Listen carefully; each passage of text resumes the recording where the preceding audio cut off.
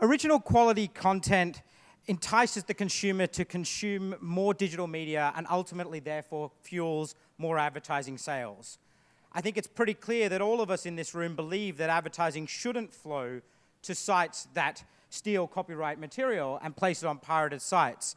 But the question remains, how big of a problem actually is this? And Wenda, you're going to kind of explain to everybody here how big a problem actually it is. Sure. So good afternoon. Last year, during the fall, MediaLink was commissioned by the DCA, the Digital Citizens Alliance, which is an advocacy group based in Washington, D.C., whose purpose is to provide a safer, sounder web. And so they asked us to try to frame up what is the sort of quantitative bad being done given the piracy issues and content theft. And so what we did is we looked at nearly 600 sites of varying sorts, BitTorrent sites, peer-to-peer, linking sites, and there were 4 different categories that we looked at to give us a good breadth of sites to look at with regard to what was being stolen in terms of advertising.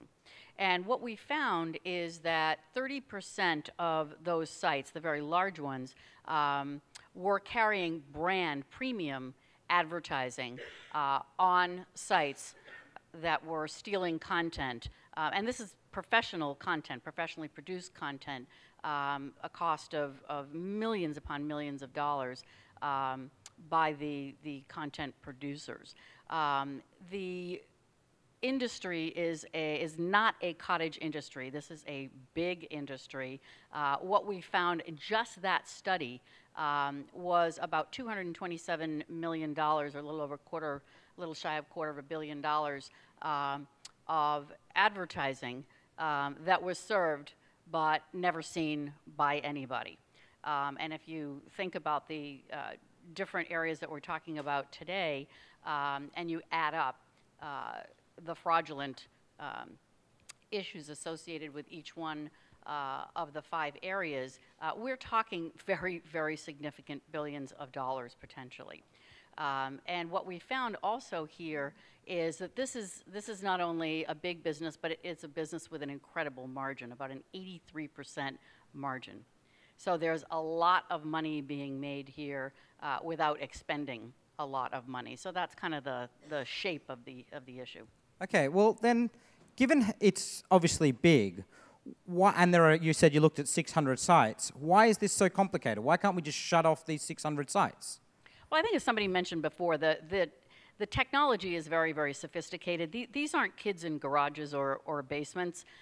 These are very sophisticated technologists, and so just shutting it off, it's kind of like playing whack-a-mole. They'll figure out another way to keep going. And as long as the money keeps flowing, again, a couple of speakers have said that, but as long as the money keeps flowing, they will be in business. So it is our responsibility, I think everybody in the chain, to not only abide by the volunteer guidelines that the IAB has established and some of the other trade groups, the ANA, for example, trying to help marketers understand what the issues are and then how to address them. But it is complicated, and it takes everyone, whether it's the publisher, the advertising agencies who are the keepers of the dollars for the marketers, and the marketers themselves. So we need to shut off the money.